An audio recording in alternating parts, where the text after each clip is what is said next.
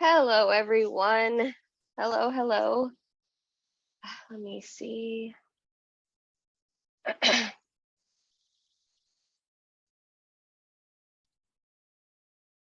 Hello, everyone. Welcome. I'm not 100%. I'm a lot better than I was last week, though. Uh, Fever, all that jazz, not fun. Tonsil stones. I could not speak. Um, Still congested, throat still scratchy, still have a cough, but in comparison to last week, notably better. Um, but thank you so much. There were so many of you that reached out either by email or by Facebook or sent e-cards. So that was really nice. I was literally on vocal rest. My tonsils were probably the most painful they've been in years. So I truly appreciate that. Thank you so much. I was like, no, I think I can do it. And every time I would try to even speak to my husband, just, hey, can you help me with some tea? And I would start having a coughing fit. And I was like, yeah, no, I can't even talk. So I was like, I can't hop on and talk to everyone. You're just gonna hear me coughing. And I was coughing to the point where it was making me sick. It was just like it was pretty bad. So um yeah, it was not a fun week last week. But yes, loads better, not as good as I want to be, but close. And now Maple is trying to get up on here. No, buddy. No, no, no, no. We have to cut his nails. He keeps digging them into my thigh. But oh, yes, yes, Brenda. Yes, for those of you that are here in the northern hemisphere, we're here, we're having our fall, and yeah, um it's definitely, the temperatures have been dropping very quickly here in New York City. We've been staying in about the 60s, either like 70 or below. um and I've been having to start turning on the space heaters for the plants. We've had to take out the humidifiers for the plants, and because a lot of our plants started showing, because there was such a dramatic dip in the um, humidity levels.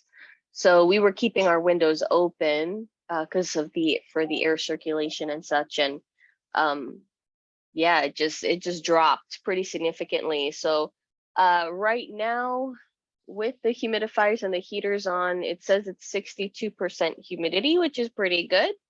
Um, but it was dropping to like 48, an average of like 48 to 52. We were kind of staying in that realm, and we were trying to to bring it back up, to bring it back up so that yeah, most of the plants would be comfortable. We had to move a bunch of the plants around, put some into, I have a tiny little cabinet, and we're setting up some more terrariums to move some of the more delicate plants in there. Uh, so as of right now, like probably the most delicate plants we have are a Mickey Mouse alocasia, and our obliquas. But our obliquas, funny enough, they've been chilling here in the living room. They're actually right under me, not in a case or anything. They had, if you had tuned in after our trip to Ecuagenera when we picked up our order, so these guys were grown in a nursery in Ecuador and then shipped to New York. They did not like the shipping process. The leaves were pretty messed up. But we just continued taking care of them and, hoping for them to come back, and they did. So they put out, both of them have tiny leaves, and let me actually see, I can reach over here. So this, so the newest leaf of the obliqua has only one fenestration there, but it's really nice and undulated. And then now it's coming out with another leaf that's about to unfurl, and it has a bunch of new leaves coming in.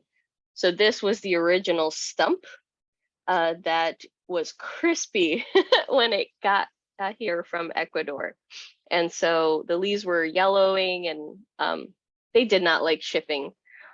Uh, but yeah, we've always wanted these, so we were just excited to get our hands on them. But they've been doing well, and just putting out this growth. And there's one leaf here, one leaf down here, one leaf down here. So we're pretty excited. It's they're happy. The other one's like this too. It's just putting out. Let me see here. Yeah, this leaf is much smaller, but it's putting out a lot of growth. So it gave us this leaf, and then this stump has a leaf coming in here, and it has some growth points here at the base. So they're coming back. And Brian and I were just thinking, we're like, well, so far, let's see how we can keep the living room. They were doing construction here and weatherproofing the outside. So I'm hoping this actually solves a lot of the problems that we've been having over the years here in our living room. Because the building is so old that the edges around the windows, we would get a draft. Even if the windows were sealed shut, I would put plastic over the windows, and we still feel that gust. But they just re-plastered and everything. So let's see how that works. So if anything, we might actually let them be out and about, which would be great, because it means that they're kind of, they're getting acclimated to our home, to our conditions. And maybe we don't need to put them into kind of like their own little bubble, if it will, so let's see. But so far they're growing, and they bounced back, which we're grateful about. Another plant that came in that order, that came with all the leaves completely rotted, was this Jatropha. And if you recall, they gave me a refund for it, but then they told me I could still take the stump home, because I could still bring it back, which I truly appreciated. So this was that stump, and I've been waiting. And I actually just finally got one little leaf that started growing. So you could see it's kind of star-shaped, kind of like a papaya leaf. It's absolutely adorable. But this leaf started growing, and there are more leaves coming out. They're all starting. So it's just a very slow grower. Gosh, when was this? June? I think this was June 10th. So it took that long, but I finally got a leaf there. And it's hopefully more will come soon. And I mean, winter is always difficult. I know for many of you, if you're currently, getting prepared for winter where you are, it's a hard time for houseplants. So it's kind of like a testing period, who will be resilient, who will survive. So we're in the process. We were just doing that in our bedroom yesterday, just kind of pulling some plants away from the windows, because once it starts getting 55 degrees Fahrenheit, kind of consistently, it usually, we're really getting in there, and we don't want any of our plants to get cold damage or anything like that.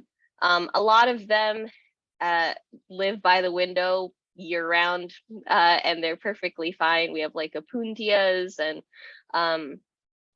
gosh, I have like some pickle plants, and even some euphorbias, and they're pretty close to the window, and they've been fine for years. So it's yet another winter upon us. So we'll see how they do. But for some of the newer plants that when we kind of did some rearranging, this is going to be their first window somewhat close to the, their first winter somewhat close to the window. So we're going to kind of play it by ear and see how they're doing. We're going to be in Costa Rica in December for a few weeks. So I'll be tuning in from there. And so we were just discussing too about having to probably leave instructions for some of the plants while we're gone, because that's going to be the longest we're going to be away. Um, and yeah, and the longest that our plants are going to be kind of on their own. So I think we're going to have to, we were talking about maybe doing a color system, um, or maybe grouping the ones that are probably going to need attention, and the other ones can just be ignored. Uh, so we'll figure that out. Um, but great, I see some questions coming in. So let's see here. Hank, when bringing plants in from outside for the winter, what do you recommend treating them with if there's any insects in coming in with them? That's a great question. Um, so okay. So the issue with let's say trying to use one thing is there isn't one thing that's going to treat everything. So there are, for instance, if there's mites, you're going to need something that's a miticide, because a regular pesticide or insecticide isn't going to work on the mites. Now, Captain Deadbug, I think it's called, Bonide, is pretty good. However, it does have a habit of defoliating plants. And so Brian, for instance, my husband, he was dealing with a huge thrip infestation in his aeroid collection in the office. We ended up getting some that came out here and destroyed our some of our philodendrons here. But all our succulents are fine. But our palm and our philodendron not so much. But he used the bonide, and you know, for some plants it's really strong, so it ends up actually burning the leaves, which is what happened to a lot of his plants. So a lot of his plants went down to stumps, and now they're coming back. But do be warned about that. So it can actually remove all of the leaves. It'll just burn them, and then your plant will just drop those leaves. So be wary of that. But the bonide, what's great about that, it's that it's a systemic. And so that means that essentially it gets absorbed by the plant, and when another pest were to try to actively ingest, you know, the plant juices, right? It basically poisons itself. So that's one of the most effective ways. And with the bonide, as far as I understand it, it is also a miticide. So that might be the the best option. And pre warning, if I just start coughing, I'm sorry. It's getting better, but I'll mute myself. But I keep feeling like my voice catches, and I'm like, oh nope, not yet. So if I start having a coughing fit, I'm sorry beforehand. But yes, so I mean, I think that the easiest thing, Hank, would be probably to give them a good rinse, just a manual rinse. You can do with just a little bit of dish soap. Make sure you tilt your pot so that the dish soap isn't getting into the soil. But just a little bit of non-degreasing dish soap, like a drop or two in a spray bottle with a bunch of water. It's nice and diluted. Give them a little spray, a little manual kind of rub to see if, you know, if there's anything on there, and then give it a nice rinse. So at least a preliminary, you know, kind of slate. You can kind of get that slate clean, and then see if anything. Because the problem too is that there's also, let's say, caterpillars, and caterpillars will sometimes even bury themselves in the soil. And so you won't even know that they're there until they actually start eating your plant. So unfortunately, there's like no one thing that you can do. So it's kind of like a several pronged attack. And the problem with putting hydrogen peroxide, because I have seen a lot of hobbyists recommend that, is when you bring in plants for the winter, just give them a hydrogen peroxide drench. But the problem with that is you're also killing all of the beneficial bacteria, maybe mycorrhizal colonies like the good fungus. You're kind of just destroying that entire ecosystem in the pot. So you're taking the bad, but you're also taking the good. And then the problem too is it's very corrosive, and if your you know your roots are supposed to be gearing up for the winter. They're supposed to be especially if the plant goes into dormancy, so they're not actively growing. So if those roots kind of get slightly corroded or damaged, they're not in that energy state where they can kind of fix that.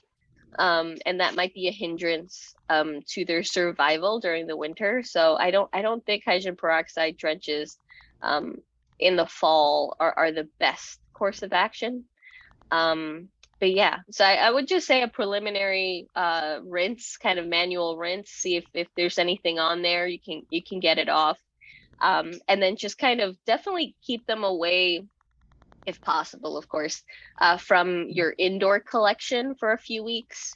If you have like a mud room or something like that, where you can just kind of observe and see if there's anything that maybe did not get knocked off by the initial rinse, and see, just to kind of catch that, especially more than likely you're going to see, caterpillars. They're notorious because they're going to go into the soil because they'll probably hide out there, come out, feed, usually at night. And then they form their chrysalises. There's a few that will overwinter. So you might see that. And if it's a chrysalis, I mean, I personally would let it let it hang out because it's not going to do anything. It's just a cocoon. But I understand if if folks might not be into that. Does the systemic have to be watered in? No, so it's actually just sprayed. Oh, okay. But there are certain types that can be, from my understanding. So there are some that come kind of in an aqueous where you can actually just kind of dilute them and then water it. But the bonide ones that we've used is you spray automatically. You spray automatically. Yeah, just on Okay, great. Thanks. Yeah, you're welcome. But yes, on the bonide bottle too, the little instructions that kind of come out like an accordion, one of those, and it does list a few plants that it doesn't recommend putting them on. For instance, anything that you plan on consuming. And it also says just a couple of plants, but it does include house plants that do get burned, that tend to get burned by the spray. So just keep that in mind, because it destroyed his like alocasias, his philodendron gloriosum. They no leaves. Now he's coming back, but yeah, everything got naked essentially. It just defoliated the majority of his collection. But it did help with the thrips. But so it's kind of like a balance, right? Do you get rid of the infestation, but you might lose, aesthetically, right? You're going to end up having to kind of go back, be patient, and yeah, kind of deal with that, and kind of having them come back. But then, they'll be pest free. Gabby, how can I best take care of the plants outside that I can't take in? I have a rose bush and a hydrangea and a rosemary herb. Okay, great question. So it all depends on your zone. So if you're in a zone where these can overwinter outside, then that should be fine.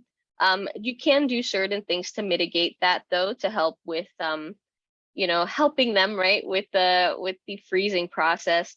I have seen a lot of folks put things like mulch down at the base, to kind of give an extra layer, to kind of protect the roots a little bit more from like a hard freeze.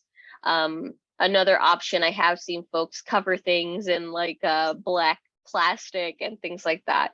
But I don't think it's necessary if you live in an area where these can just overwinter. So hydrangeas, if I know here we're in zone 7B, so we can get pretty cold here in New York City, and we get sometimes several feet of snow, and it's perfectly fine for our roses, our hydrangeas.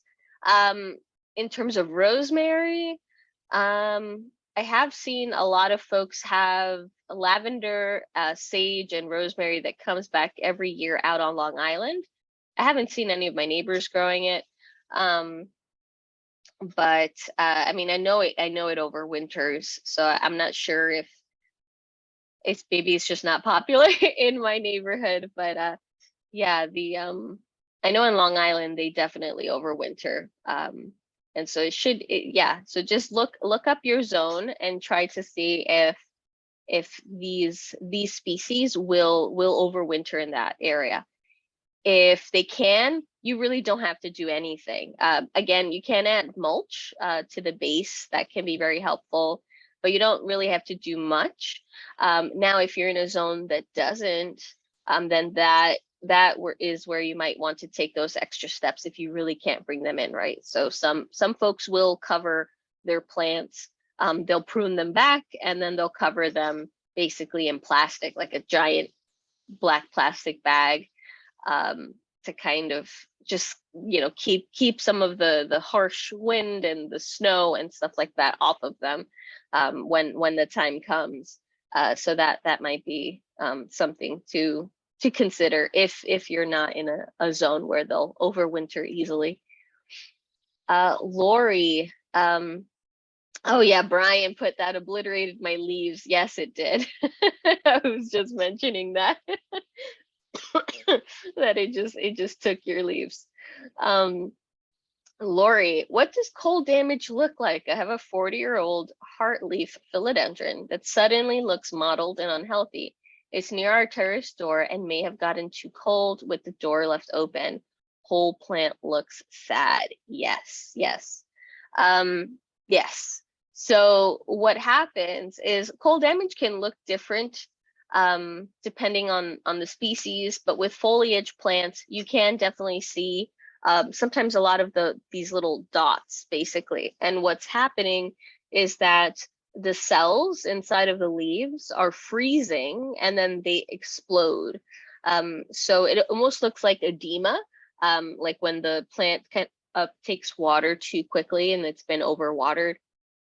They burst, so the cells burst. So you can see spots forming on the leaves. Sometimes the whole edge might be burned, or the whole leaf kind of looks like it has water in it. It's a very odd, I wish I had a video. I had this happen. What plant was it? It was not a monstera. I think it was a Peru. It was a Monstera Peru, and it was 32 degrees outside here. So it was freezing here. And I literally went to pick it up. It was a 15-minute walk. So it was a 15-minute walk there. I picked it up. So it was only a 15-minute walk back for the plant. 30 for me, 15 for the plant. But that was enough. And we had covered it. So it was in a bag. And then over it, we had a brown paper bag. Did not make a difference. It looked beautiful before I left. And when I got home, it looked fine. And within 24 hours, the top leaves were completely black. And then, yeah, they kind of get, it really looks like when you look inside, sometimes it looks like there's kind of liquid trapped in there. And again, it's all like the cells just bursting. So yeah, it can look pretty extreme. And then it kind of becomes like gelatinous, like it's rotting, like right there. And so it can be pretty extensive. It can happen super quickly, super quickly. So I've folks that have left their plants, let's say, out overnight. It's enough for the plant to be completely dead on top. So that's unfortunate. Oh, yes. Can I just, this is Lori. Oh, hi.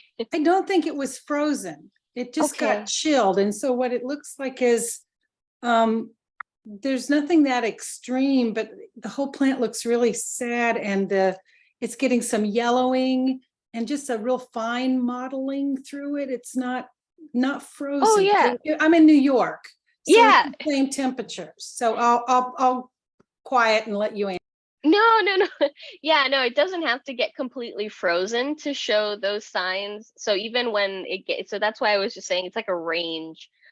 If it gets completely frozen, yes, you can definitely see that damage is really extensive. But even just getting that chill, so you can start to see that modeling. So it's what, especially when plants are, it's just a very rapid decrease. If you have them touching the window, for instance, if the leaf is right up against the window, it's on the glass, that's enough to burn the plant. So yeah, so you will see that kind of, I mean, it definitely sounds like it. So you will start to see that, the yellowing. Yeah, and it's becoming stressed because of the cold. And when it starts to get that cold damage, yeah, the spotting is very common. And then usually it starts to kind of open up, like radiate those little spots, until the whole leaf is kind of brown and dark. Should I Uh, cut it? Should I cut it back? Should I I would just yeah, cut the whole thing back? I would say to cut back any of the damaged leaves, and then bring it in, just to, yeah, because it's starting it's starting to get bad enough where, yeah, they're gonna start to get damaged if they're left out. Great, thank you. You're welcome. Sue, how to take care of basic. I think the question didn't complete itself. Oh, basil. Oh, there we go. How to take care of basil indoors. Great question. So they highlight species. They can be very thirsty. They like well-draining mixes. I do know you can grow them in water. You can grow basil hydroponically. Yeah, and I mean it's an annual. So you can. It'll survive into the winter. But it'll, once it's kind of expended itself, it'll die back. Um, but yeah, a highlight situation. If you have maybe like a southeastern window, something with a lot of light, you can buy these little sets for herb growing, which have the grow light built in, and they're actually aquaponics, so you can have them grow in water, if you wanted to have them indoors, and then not worry about having to deal with the light situation. So if you're in an area where it's winter, it's, our light intensity is dropping, and also the duration, so the days are getting shorter. So if it's not the best time to put something by the window right now, because the light situation is just getting darker. So you're probably gonna have to get grow lights if you really want them to survive. So there's so many options. You can get clip-ons. These are clipped onto the side of the table. There are some that are just freestanding. I have a couple of those that are like tripods, so you can move them around wherever you need to. There's, lamps if you would just prefer to kind of switch out a bulb for maybe a lamp you already have. But yeah, grow light. And they don't like a very muddy mix. They want something that has a lot of it's really gritty, a lot of perlite inside of that mix. They like something with a lot of drainage. And yeah, they enjoy a lot of oxygen in their roots. But yeah, if you keep them aquaponically, that's great. That's probably the easiest way to grow them, honestly, is probably aquaponically. And there's sets if you prefer to just kind of buy it, the whole thing. So it has the light and the little, like, kind of little areas for you to plop your plants in and start them like that. That would probably be the most foolproof way. Growing them right now in a mix, if especially if you're in the winter, if you're getting, fall into winter, they're probably, if you tried seedlings right now, either they wouldn't be successful, or they would be really scraggly, kind of like long, and wouldn't be very successful. if you're buying them right now from the store and they look beautiful, they'll probably survive, weeks, maybe even a couple months indoors. But they're usually towards the end of their life cycle at that point. So yeah, that's unfortunately. So I hope that's helpful. And my plant friends have been hit with scale. Oh no. I had to toss several plants. Rest in peace, jade, variegated Swedish ivy, and an aloe plant. I then checked all the other plants and they looked okay. Then I moved all the plants in that area into a separate isolation and cleared the table and all the saucers. Anything else I can do to prevent the scale from coming back? Great question. I am so sorry. Scale is very annoying.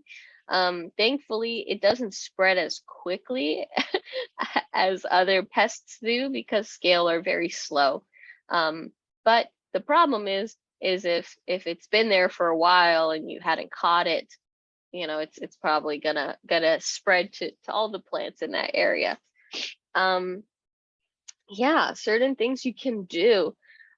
So one of which I've seen is a really great trick is well, when you are watering, to make sure to kind of clean the pot, even if it's like with a microfiber cloth, just even if it's just with water, but just a good to clean the pot. And I've seen some success with putting a little bit of something like I've seen two really great hacks. One is kind of rubbing a little bit of like Vaseline on your fingers and kind of just the rim of the pot so that it's difficult for things to climb out.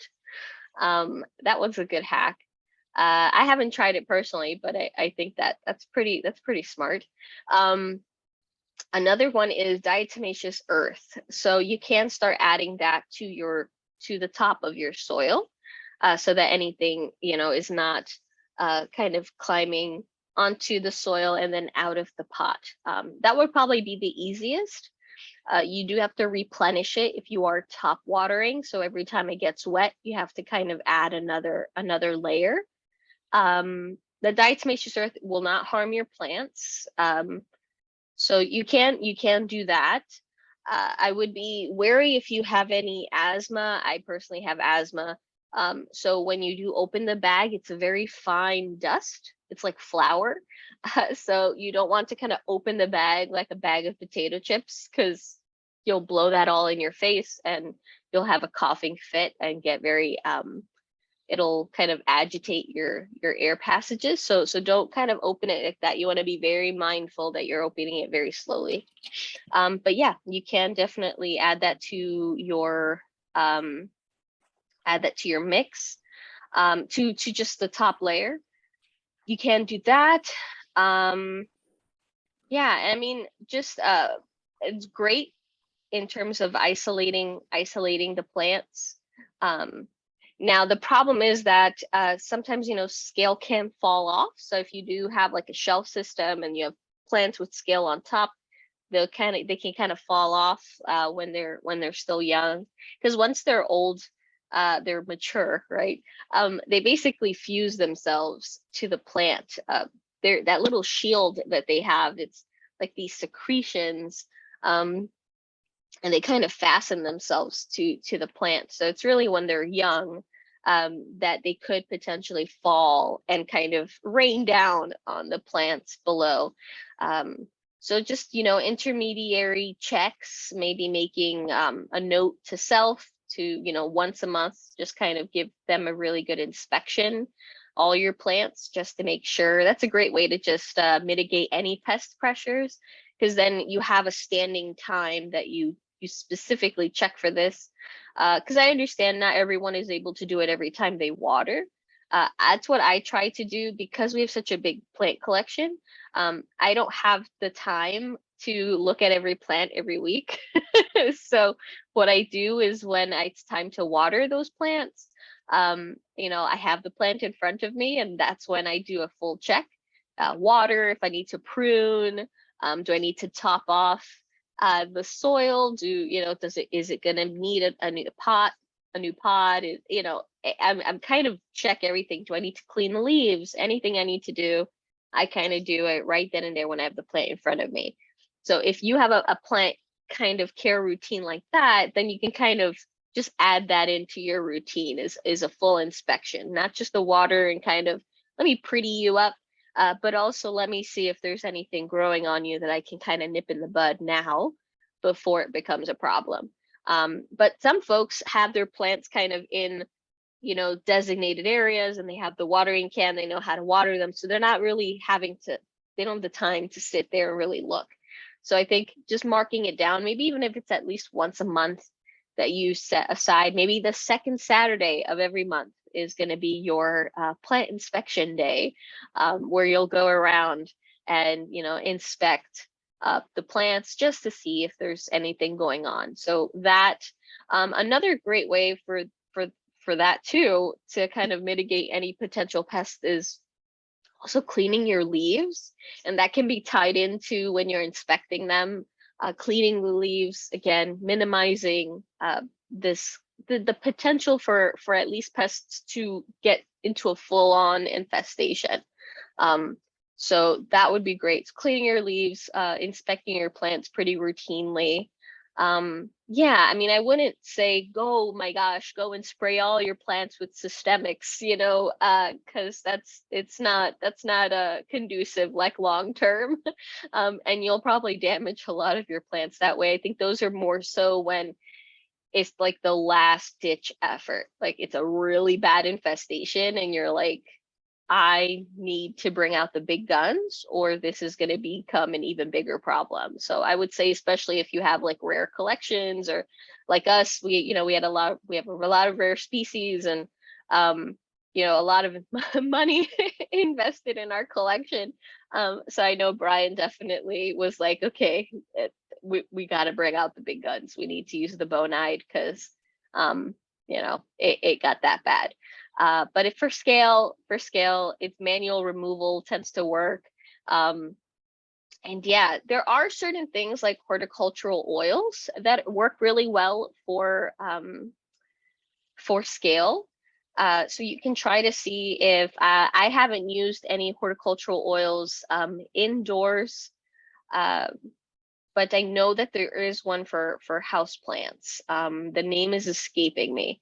But it is something that you can actually spray on your plants, and then essentially it'll suffocate any young that might be in there. There are certain types of scale, like mealy bugs, for instance, too, that are able to overwinter, and so a lot of these types of oils are kind of applied to plants during the winter time, because it'll suffocate anything that's kind of dormant before they kind of wake up and start wreaking havoc again in the spring.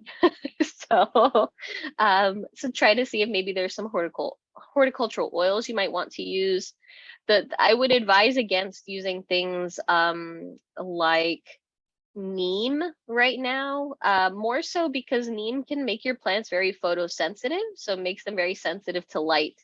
And if you have them right up against the window and it's about to enter, winter, you need all the light you can get. And if you apply neem on your plants, you actually have to remove them from sunlight, from direct sunlight, for anywhere from 7 to 10 days, because during that window of time, it makes your plants pretty much more likely to get sunburned, to get sun damaged. So I wouldn't say neem right now when when the plants need as much light as they can get. Probably not the best course of action. And do understand that also when horticultural oils do dry, they're no longer effective. So it's when they're in that viscous, still moist type of kind of the state, that's when they're effective, because they're actively suffocating things. But once they dry, that's it. So they're not protecting your plant anymore. So it's something that you have to kind of reapply and stuff like that. But yeah, so I think just really before even kind of throwing all that on there and doing all that, I think just making the time to routinely check your plants, clean their leaves, are the two best things, honestly, the two best things you can do, because it's going to help you make sure that you catch something early. So maybe you find the one mealybug before it becomes, you know, a whole cotton ball all over your plant, right? So I just think try to kind of set up a date, maybe once a month, that you kind of do that. That'll really make a difference to all of you with all different types of pests. That's like my best advice, just to see that. Yes, Jerry, give me 1 second. And scale stinks. Yes, Gabby, what is scale? Yes. So scale, so it's this little insect that it secretes like a wax, and I think it's also like once it's molting, like skin, it's like dead skin and wax. And it kind of creates like a little shield on it. And so when you see them, they kind of fuse themselves to like the bottom of a leaf, or usually they're kind of along the stem, because that's where a lot of the vessels are on the plant. And so they essentially kind of like little suction cups. And so to remove them, you would need like a needle and things like that. The problem is that scale comes in different colors. Sometimes white. Mealybugs are actually in the same family as scale. But yeah, they come in like browns and beiges and whites and things like that. But then sometimes folks see things like aerial roots coming out and people freak out. And I've had several clients send me pictures. Oh my gosh, I think my plant has scale, but it's just the bumps of aerial roots growing in. So you know, that's why they're hard. You can miss them sometimes, right? Because you might look at it and go, oh no, that's just growth. But yeah, you can see them. I'll share my screen real quick and just show you what that looks like. Let me open up here to scale plants. Yeah. So give me 1 second. Let me share my screen real quick just to show you what a scale insect is. So here, so you can see that. So again, they can come in different colors. You can come in white, so you can see like a kind of copper, the different browns. But this is basically what you're seeing. It looks like it has like little armor essentially. And then that's what you're seeing, is this little insect. And so the insect is underneath that little shield. And so what you have to do is, so certain things like spraying insecticide is not going to help with scale because they're protected. So what you can do, rubbing alcohol is great, and a needle. So get a nice sharp needle, prepare your area, and basically you're going to have to manually remove them. So you can also use cotton swabs. So what you could do is first use a cotton swab. So you can put some rubbing alcohol into like a little dish. You dip your cotton swab in and kind of swab and try to see how many you can remove like that. If it's really fastened in there, that's when you should dip your needle into alcohol and then kind of pry it off. Try to see if you can get the scale and put it into the little thing with rubbing alcohol so you can kill it, because you don't want to do this and then it it flies, and then you don't know where it landed. So try to kind of keep it contained to an area and make sure there's no other plants. But yeah, you can do that. Just manually remove them. So that's pretty effective. But yeah, it can get really extensive. So it can start with just one or two, and then this can happen. And so they adhere themselves again, like to the bottom of the leaves, to along veins, also along the main stem, because they basically just have like a little straw. Their mouth parts kind of resemble like a little straw, and so they just kind of plug themselves in there and just suck the plant dry, honestly. So yeah, so this is what scale is, and mealy bugs are in that same family. So yeah, these are mealy bugs that you're seeing, these white ones that look very cottony. They make these egg cases, these little nests. Yeah, these are horrible. But yeah, you can get rid of it. So I mean, if it's really bad infestation, that's difficult to say. But yeah, like something like this is pretty bad. This is pretty extensive.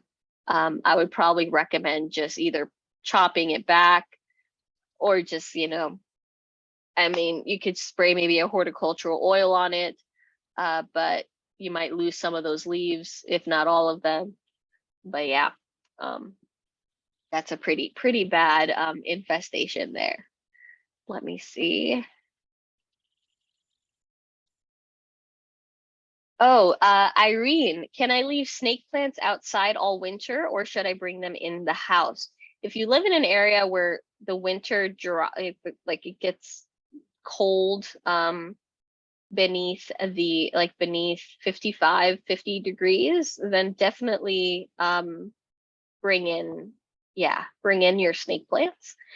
They won't survive if it freezes. So they are not cold hardy, so they won't. I have seen them be okay into like the upper 40s, and they were still okay, but that's not a risk I'd be willing to take with my snake plants. But yeah, they will freeze. They do get cold damage.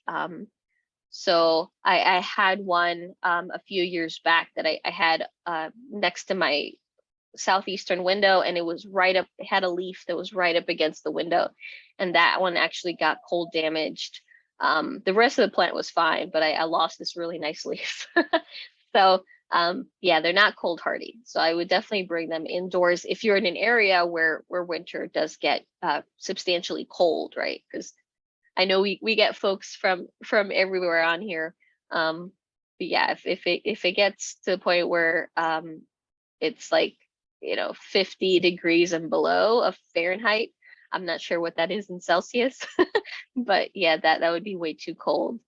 Anne is asking neem oil. Yes. So neem oil comes from the neem plant, which funny enough was used as like for to deter insects. The leaves were actually dried and put into books, kind of like bookmarks, and to kind of keep critters that would like to chew on the pages away. And now it's a very common thing that you can buy in stores. It does have an interesting smell to it, which I know for some folks it's too strong. It can make some people kind of sick. They're very sensitive to the smell. So it does have a smell. And yeah, and then it makes your plants very photosensitive. So it just makes them very likely to get sunburned. And the problem too is you have to dilute it really well. And the problem is that some folks will put too much neem oil, and what this can actually kind of, all that extra gunk can stop up all of the pores on your plant. So your plant has pores. It has like lenticels, it has stomata. So there are different kind of openings along your plant to let out excess carbon dioxide, to let out oxygen, to let out extra moisture that they're trying to release.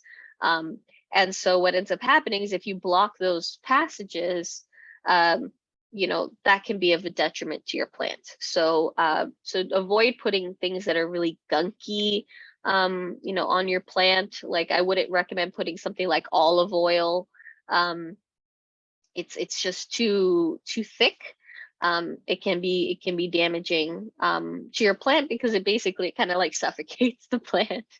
So it might make your leaves look really shiny for a moment, but in the long term, excessively doing that can really damage the plant. But yeah, neem oil is something you can purchase. at probably any plant store, but just be very, very mindful when you're actually using it.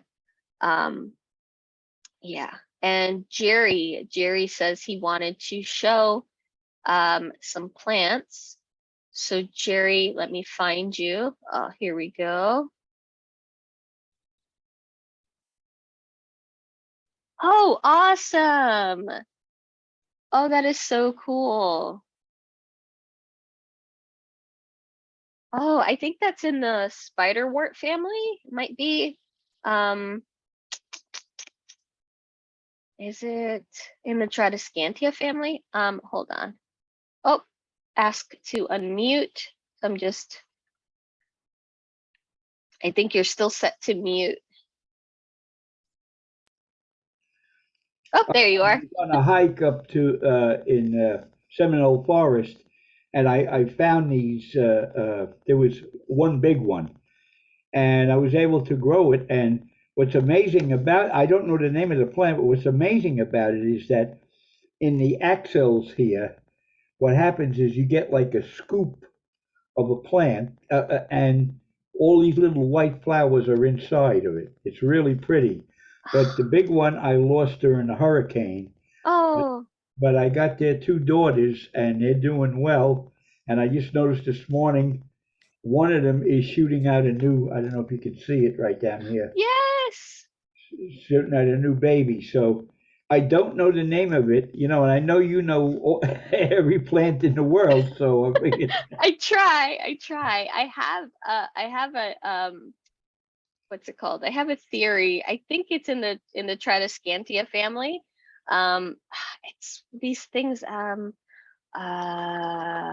what is it? It's not, is it oyster plant? I'm trying to remember the common name.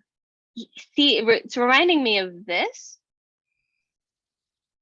oh, maybe this is an oyster plant, huh? An oyster plant. So this is what it's reminding me of. Let me see if I try to find oyster tricolor. Or just oyster, because that one's, so the tricolor has the extra color, basically it has the striping, but they don't, here we go. This is heavy red, heavy green on one side and solid. Maybe that's it. Well, yeah, that's probably it. I'm trying to see if it shows the flower. Yeah, this is my favorite thing for folks that I love identifying plants, but the problem is that I'll either only remember a common name or I'll just remember, I'm like, it's in this family, but I don't remember the name of it. But let me see here, the flower, oyster plant. Yeah, there it is right there.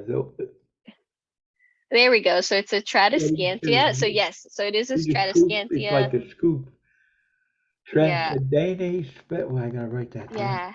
Tradescantia, Tra- Spathacia. SCANTIA,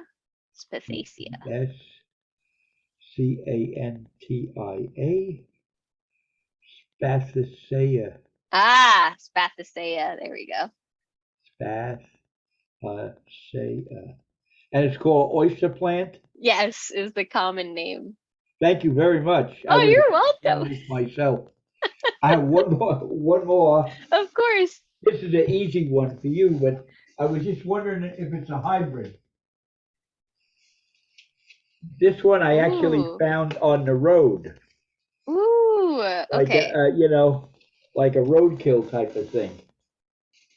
So I wonder, is it a hybrid? So it's definitely it looks like a syngonium.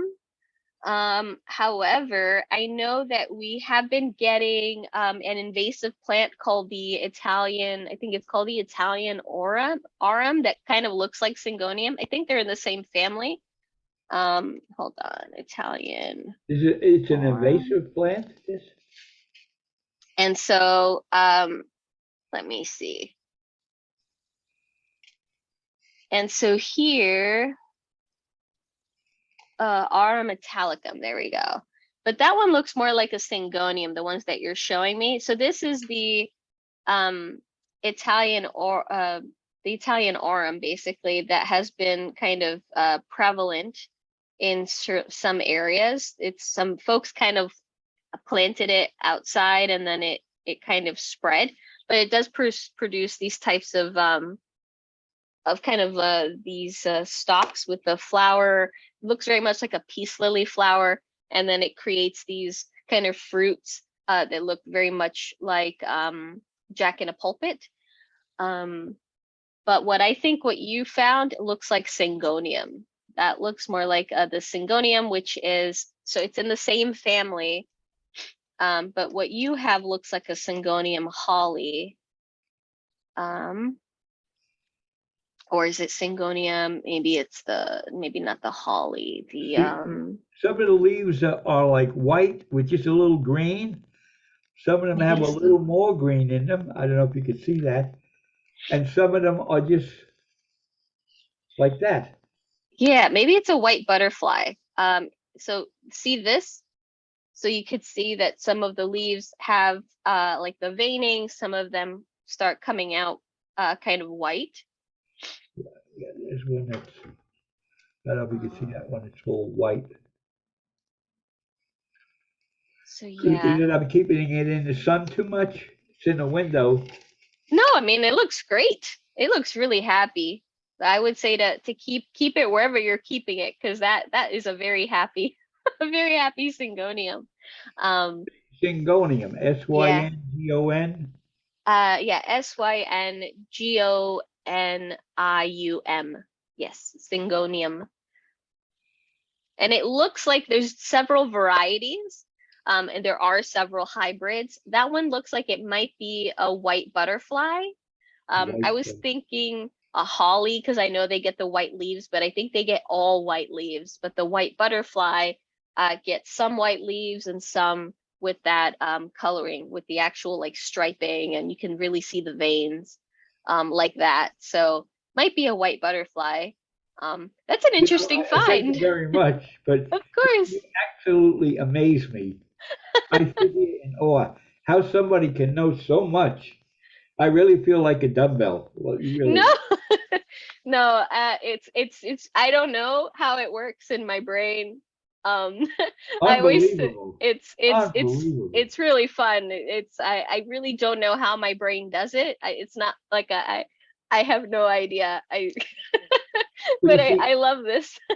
I had a large character defect, like just getting plants and not trying to find out their name or labeling them. So now I'm, trying to change my act around a little bit and start to find out the names of all of these. And I mean, I'd be looking for 2 months on the internet to try to find this, and you found it in 2 minutes. So you just amaze me. Like I say, I sit in awe of how you can know so much. My God, almighty. Thank you. Thank you very much. Oh, you're very I hope welcome. everybody else appreciates the knowledge that you have. It's unbelievable. Really. Thank you. That really means a lot. And for those of you that this seems like, oh my gosh, like how you can totally do it. I think that the best way to try to approach it is try to get familiar with the houseplant families. Like so, like Tradescantia. Just try to kind of get to know what is the overall shape of those plants. How does the branching look like? How do the flowers look like? The same with like Syngoniums. What does the leaf shape tend to look like? So maybe you might not know, oh wow, this is like a pink Syngonium. I didn't know they could come in that color, but you know the shape of it, and that can at least lead you down the right track. So you can totally do it. This is attainable, everyone. I want to make sure everyone knows that this is completely attainable.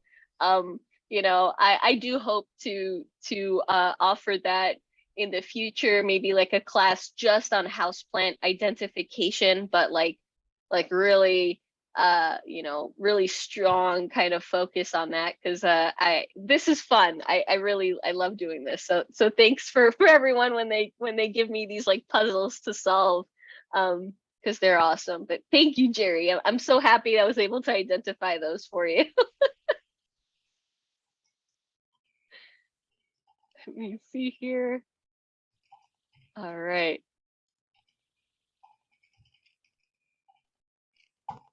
And let's see.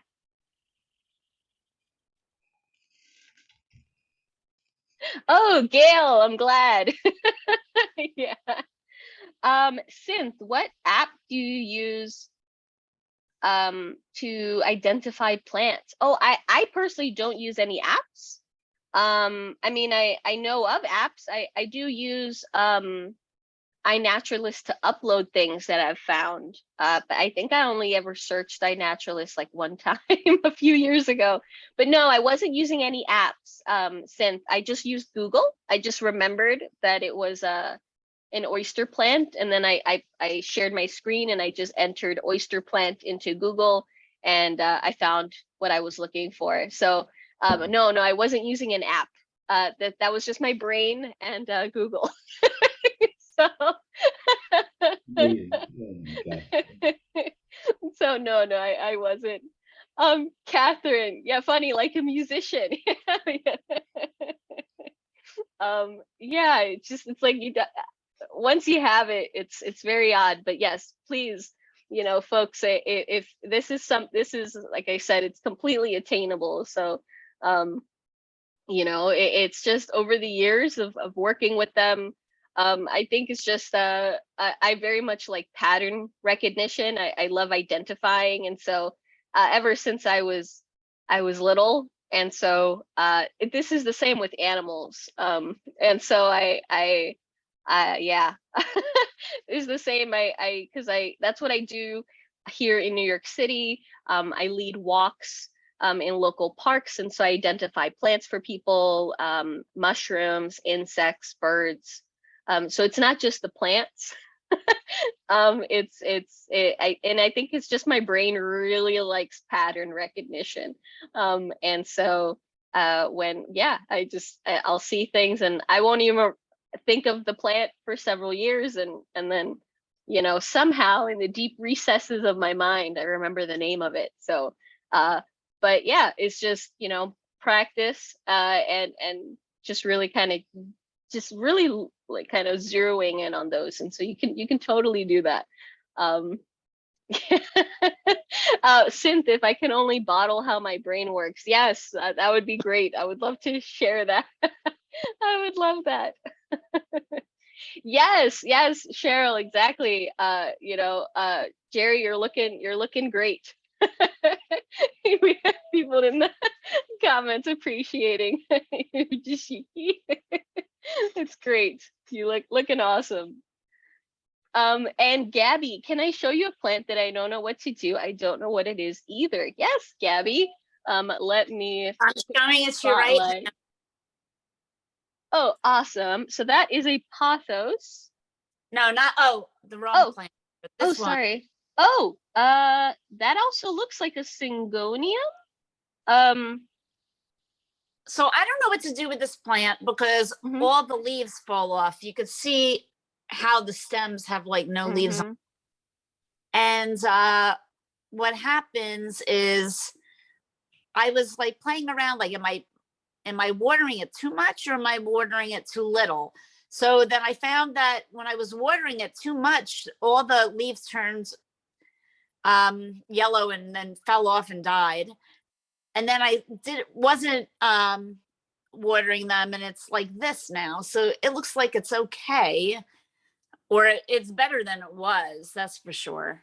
But I'm trying to do this. I'm doing this like backwards, so I don't know. No, you're fine. With syngoniums, so Wrong one. they definitely appreciate a warmer area. They don't really like to get chilled. They also like a mix that is very well draining with a lot of perlite. Very kind of I actually have some mix here because I was potting up some tiny cuttings yesterday. But something that basically looks like this. And so you see there's a lot of there's perlite in here. There is some orchid bark chunks in here. I even have the horticultural charcoal. So it's really chunky. So it's like, yeah, you see the the soil in here, but there's a Mhm. lot of chunk. So aeroids really like this. They want to have like a lot of, and that's an aeroid, so it's in the aeroid family. Oh, okay. And so they like a lot of chunks. So if the soil is really brown, and that means that when you're overwatering it, basically it's retaining the water longer. But then it might be also, and when you're not watering it, sometimes if it is that kind of brown soil, that tends to be very heavy in like peat, for instance. Yeah. And what happens is when you don't water it, does it become kind of like a brick? No, it's just like regular soil. The soil looks fine. I don't know if I it mean, drains well. So I mean, with the paleness in color, Yeah. and then the dropping of the leaves, I would definitely think maybe also the humidity might be too low. So they're Mhm. very sensitive to drops in humidity and temperature fluctuations. So I had a Winlendii that I completely lost in the last week because of this rapid drop. Yeah. So of the plants here in the living room, everybody was fine except that guy. He's like, and he's a Syngonium, and Right. he looks very much he's naked right now, and so it's can be very very jarring for them. Right. So I have Do you know a what? Uh-huh. question. So right now I have it near a window, but I am south facing and I get like crazy light. Um, it doesn't look like I'm getting much light today, which is it's kind of gray. But is that how is it with the sun? Like what kind of sun does this So they plant? like bright Syngoniums like bright indirect light. Okay. All Um, right. That's what it's so getting. I mean, it looks like with the window, does it have like that protective film, or is that a Yeah. blind? Yeah, it's like a film to make it look like frosted. Okay. So I mean, sometimes that's fine because that's enough to diffuse the light a little bit, so it's not as strong. Right. So that should be fine. I would honestly take a look at your mix. Maybe it Okay. also could be nutritional um deficiency. And if you do you have something that tells you how humid it is in the area? No, no, I don't. So I would recommend getting a humidity gauge. You can get some that are really cheap. There's like Mhm. 2 packs available for like $7 or so. Um, but having that, that'll definitely let you know at least. And so with the Syngoniums, I think the lowest you want to go is a 50% humidity. 50 to 60 is more acceptable to them. Um, but yeah, I would say it looks like it might be So the what do humidity, it might be the soil. yeah. So what do you recommend I do with it? Do you think I should like uh take this off, cut this and propagate it or something or I mean, you can. I don't think you're gonna get any growth from those old portions, right. unless you were to stimulate the node by cutting them. So if you were to cut it, then you might stimulate, then the growth will come out of the nodes, but just Yeah. as is, those parts are gonna stay naked. So if you would rather just kind of start over, you can do that. These Uh, Syngoniums propagate very well in water. okay. So if you wanted to kind of start over, you could do that and just kind of do a chop and prop, and um, you can try with the smaller nodes, like the areas you can kind of cut them, leave the nodes intact, and put them in a like a bag with sphagnum moss. Mhm. You can try that to see if they'll grow for you, but the ones with actual leaves, you can pop them into a little glass Right, propagation right. tube or something like that, and Yeah. they'll root very quickly for you. I just hate how this looks, all this naked. You could see where all the leaves came off. Yeah. So I Uh, think, starting over might be yeah. the best option there. Yeah. All right. Well, thank you very Oh, much. you're welcome. Okay. Bye. Bye.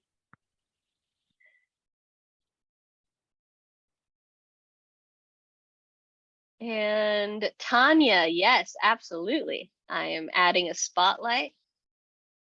Hey, how are you? I'm good. I'm good. How are you? Good, good. Um, this is my favorite plant. This is a black velvet that I got a year ago. And when I got it, it had like 5 leaves about this big. And of course, I killed off about 4 of them. But it's come back and like the leaves have gotten huge, which is great. Like this is one of the biggest ones. And this one just unfurrowed this past week and looks like it's going to Ooh, be about as big, but it's so leggy. yeah. Because it was like this high when I got it, but I know it said direct, indirect, bright light, and I have it here in my this is a south facing window with a big brick building next to it. I'm in New York and I don't get much light, but I have the grow lights. So I thought the grow lights were too strong, but apparently not. So it sits on this table right next to these grow lights and the leaves come in big now. I was wondering, because I was looking for like a terrarium for it because I got a kitten and I have a fresh tooth mark to put it in, but it's too big. Is there any way I can make this come less leggy? Because also it's like really tall and thin. I'm afraid it's going to tip over. I have the stakes here because I did, to increase the humidity, I put the plastic bag over it in the fall and the winter.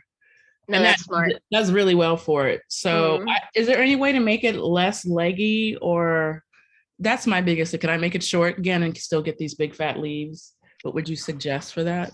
Yeah, I think if you were to trim it back, let's say, and kind of start over with the corm, you're probably gonna get tiny leaves again. Yeah, and I actually got a little baby. Oh yeah.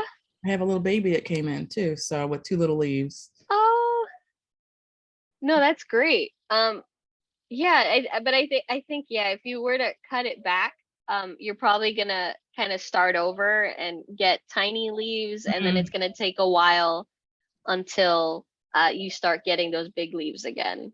Okay. So that, which is unfortunate. But yes, my husband's obsessed with alocasias. And yeah, they just, and we have, you know, we have grow lights, we have several in our southeast windows, and still we have stakes on them like that because they Okay. because they just, that's how, yeah. So they just get very leggy. Uh with yeah, that I think, you know, we're trying to also see, it's like, is it the rotating, is it maybe like the surface area that the light is, that, you know, it's just kind of, I have no idea why they keep you know, stretching like that. Okay. But I understand that makes it really difficult to then put it into a terrarium. And so, I mean, the only thing is, if you were to find, you know, those types of with like the cabinets, like those, you Oh know, the yeah. slim, like the slim cabinets, that would probably be like the safest option. But then I can't look at it every day. Yeah. Yeah, I have, and you just terrified me because I put all these plants. I'll show you my little window. I put all the toxic plants up on the window away from the new bad kitten. And now you said I have to move them for winter because they're all gonna get cold damage. I don't know what I'm gonna do. I mean, if your windows are for some folks, if they have, like, they're living in buildings that have been built fairly recently, you know, the windows are pretty good. So at least as long as the plants aren't touching the glass, they may be okay.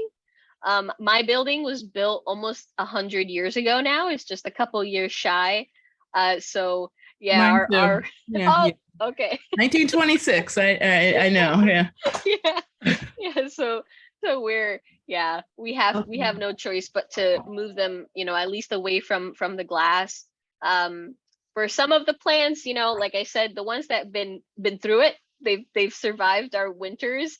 All I do is just move them just so they don't touch the glass, and I leave them and they're fine.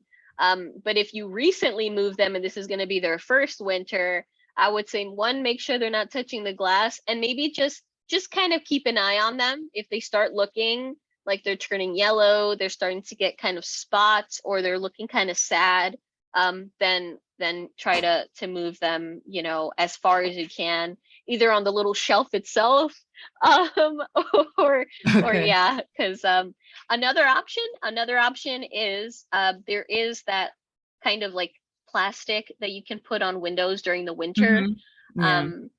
So you can actually cut, which I've done before for the living room, where since I have shelves, I kind of cut it. So then it would just be kind of adhesive, and then here's the shelf, and then adhesive to kind of help a little bit with the drafts that were coming in along the edges.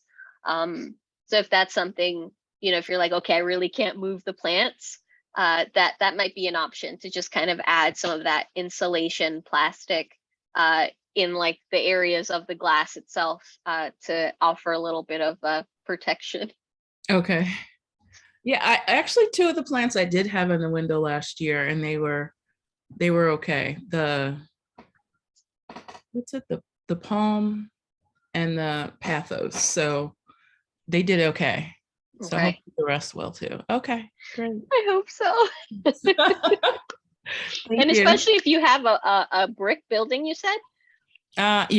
Yeah. So that will offer a little bit of protection as well from like Okay. winds and things like that. Okay. So sometimes it's good, and that's what's happening here with our living room window. It's opened into a courtyard, which is because our building is like a donut. Mhm. And so that helps a lot. Well, with the western light, because it breaks it up. It's not like as strong as it could be. But it also helps with the wind. And so while we might get the chill, it's a little bit more protected. So that might work in your favor. Okay, great. Thank you. You're welcome.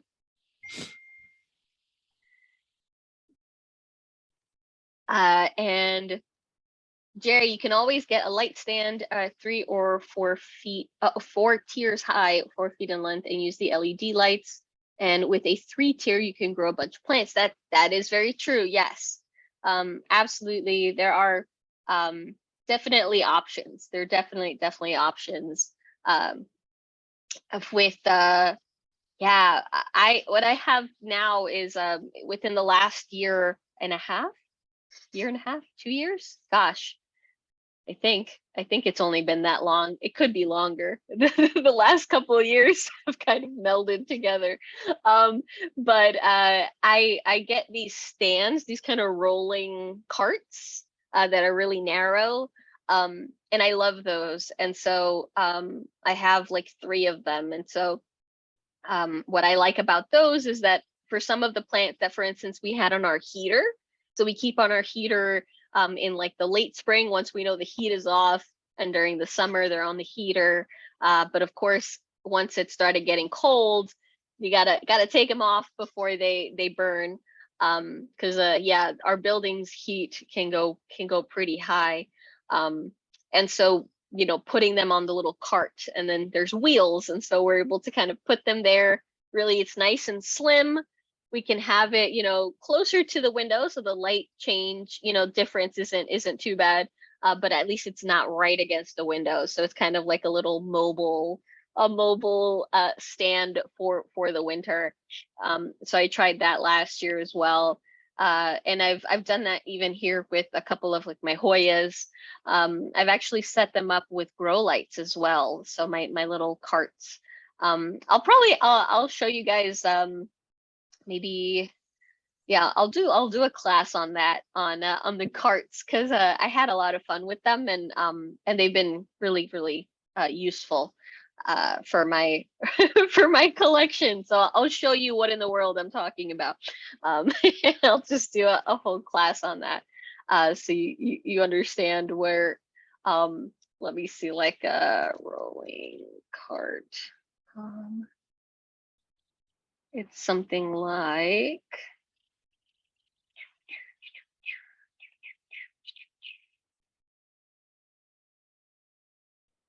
let me see, it's on Amazon.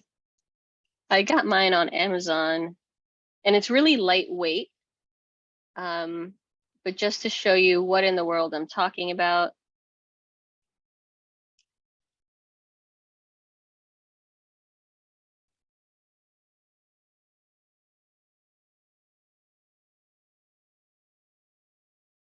There we go. So this is what I like to use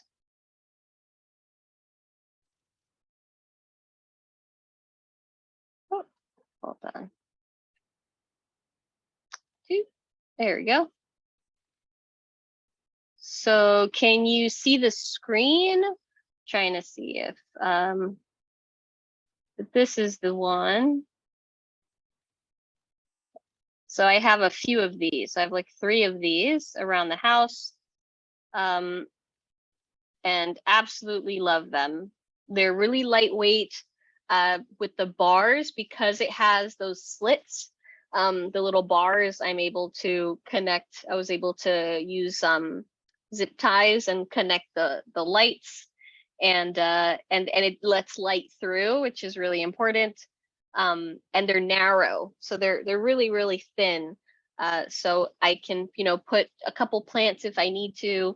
If I need to kind of temporarily put them in an area.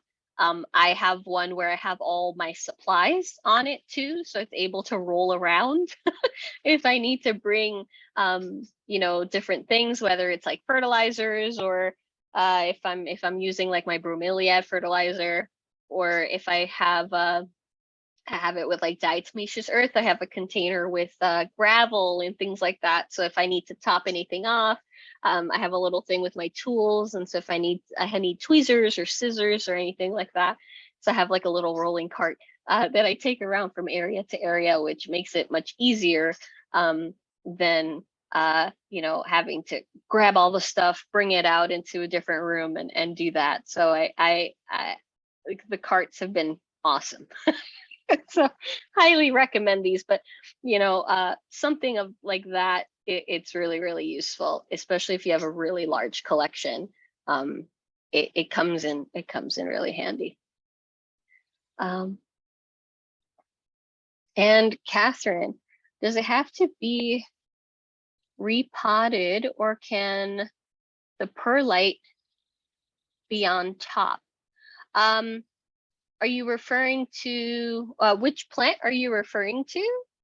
Does it have to be repotted, or can do you mean that if you needed to add perlite to a plant, for instance, is that what you're asking? If you needed to add perlite to your mix because there's not enough mix, is it enough to just put it on the top, on the surface? Am I understanding correctly? Okay, yeah. So the problem with that is that perlite's very lightweight, and so when you're watering it, it's not really making its way in. So it has to actively be mixed in. That can be a problem, right? If let's say it's a very young plant, or maybe it was recently transplanted into soil, so you're like, I don't want to repot it again. That's gonna kill it. What you could do is, if you can kind of work around it. So sometimes if you use like a little like a spoon, something to kind of get some of the excess soil out, and then kind of add some perlite and kind of mix it in that way to the edges. You can, but if you think, oh no, the plant's fine, like if I grab it by the base and I pull it up, and you have like your root ball, you can kind of dump that into a plastic container, maybe mix in the perlite, and then kind of replant it in like the least destructive way possible, so that you're not teasing out the roots or anything like that. You can do that too. So that's an option. So it doesn't have to be incredibly invasive where you're taking the plant, you're ripping all the roots out and doing all that. You can potentially try to mix in some of the perlite, but it's not going to do its work just being on the surface. What ends up happening, even when you're watering, you might lose perlite through the drainage holes. And so perlite is very lightweight, it's very porous. And so you might actually, over time, you do end up having to kind of top off your mix. So you might, end it up putting that in there. Oh, you're welcome. Hank, how often and how much water should I water for a corn cane plant? Even though I've given it mine a drink every 3 months, I still seem to kill them and have to replace them twice a year. So I would definitely say more than definitely give them water more than every 3 months. So Dracaenas, there are several different species. So some of like the tricolor Dracaenas and some Dracaenas are very thirsty. So they definitely want to be watered very, very often, maybe 7 days, 7 to 10 days at the most between waterings. But the corn cane plants, like the mass canes and those, they have a very thick trunk, and they tend to be able to go longer periods without water. But it really depends on one, the size of the plant, the type of mix that you have. They also like a really airy mix, but if it's a very brown kind of peat heavy mix, that's going to retain water longer. So you might water it and you're like 3 weeks from then it's still kind of moist. So which can be bad. That can cause rot if it's staying wet for that long. I have seen that happen though, and that's usually it's just a really peat heavy mix. But I mean, at least I would say to water your like a corn cane, these guys at least once a month. So it's usually probably about every 3 weeks or so, if it's a well draining mix. So I would say to take a moment to assess what type of soil you might have.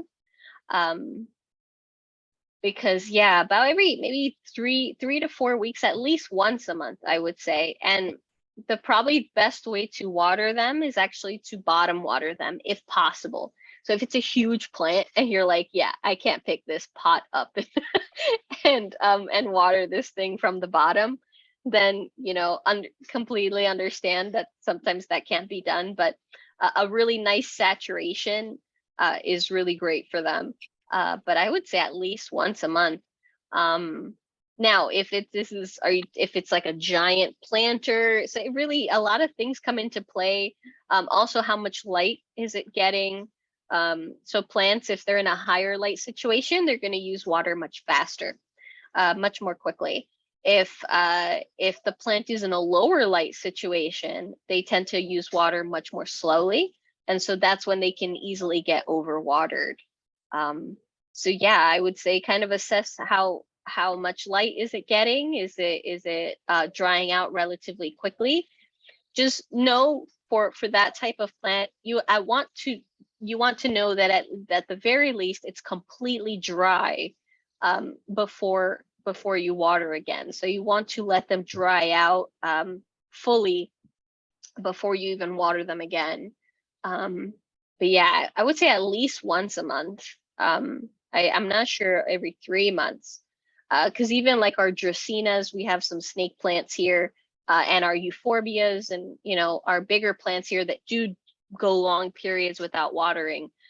We water them once a month. So and they love it. They're great. If I go over that, and I have, if I get busy and I'm like, okay, they can stand it, they will start to show like wrinkling and things like that, but then they'll be fine if I needed a couple extra weeks. But on average, once a month is when I'm watering these guys.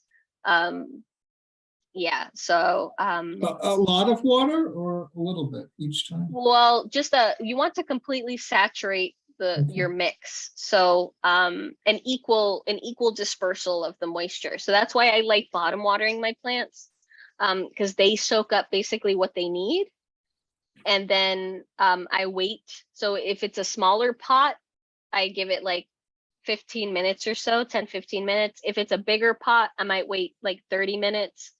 And once it's taken up as much water as it can, and it looks like it's not taking up anymore, I dump the excess. But then I know it was like a nice equal saturation. It doesn't have to get wet all the way to the top of the soil, but at least the base where the majority of the roots are. That's what you want to get, really, that equal dispersal of moisture. So I would say a bottom watering will probably be your best bet. And when you're bottom watering, it's just you're taking, I'm trying to see if oh, here we go. This is one of our rehab. This is a rehab plant. It was a tetrasperma. So this guy is gonna be put into our cabinet so that it can start growing for us. But so when you water it, you find a container that it's about it can be about roughly the same size as your pot. And then with this, it depends on the plant. So if it's like a euphorbia, something that you don't want to get too saturated with water, I go about like 1/3. With plants like aeroids that they want to get a nice, nice even saturation, I'll go about halfway, and then I just let the water go in from the bottom, the drainage holes, and then I wait. So I'll just kind of set them down. I'll put a timer. I'll come back, see how much, kind of give it a check to see, because if your soil's too compact, there won't be a difference. It'll literally look exactly the same. And so what you want to do there is if it's like a nursery pot, you can do the crunch to kind of open up these little passageways so that the water can kind of be taken up through capillary action. If your soil is like rock hard, it's like cement. So then the water just it's not going to be permeable. But if you do a little kind of crunch, you kind of release that, you should see that the water kind of gets taken up like a straw. But yeah, so a nice even saturation. So you want the whole thing to get evenly moist when you're watering it. Yeah. Okay, great. Thanks. You're welcome. I hope that helps. But all right, yes, it's 1:04. Thank you so much, everyone. I'm glad that my voice didn't tap out. I keep feeling the tickle, but so far so good. I have the conference coming up this upcoming weekend, so I'm going to be trying to rest my voices as much as I can this week, so that I'm not having a coughing fit while I'm up on the podium, because that's that's my terror right now. I'm doing 2 lectures, one on Saturday and one on Sunday. And I said, of course, my tonsils, I would get like tonsillitis, right? Right before the conference. So I'm gonna try to keep resting my voice up, and hopefully I'll be fine. I'm just terrified that I'm gonna go up there and my voice is gonna go by in front of everyone. So let's hope that doesn't happen. But thank you so much for tuning in. I hope this was helpful. I'm hoping that the coming days I feel like loads better, because I think it was just the stress and everything, and the weather change, and the stress of all the stuff that was like with the conference and all that. I think that's my immune system took a hit. And it's like, here you go, let's go get sick. But yeah, so hopefully I'm in better shape in the coming days. But thank you so much again for all of you for the well wishes. That really meant a lot. That really put a huge smile on my face. That was really great. I really appreciate all of you. And thank you so much for tuning in. Again, I hope it was helpful. I hope it was informative. I hope that you have a wonderful rest of your Monday, that your week is off with, to a good start. And please be safe. And I'll be tuning in from the conference next Monday. So I'm going to be still at the conference. So I'm going to kind of escape for a little bit so I can hop on with all of you. So I'll see you there. But thank you so much, everyone. It's such a joy to tune in and see you guys. So thank you so much, and please stay safe, everyone, and have a great one. Happy planting. Bye, everyone.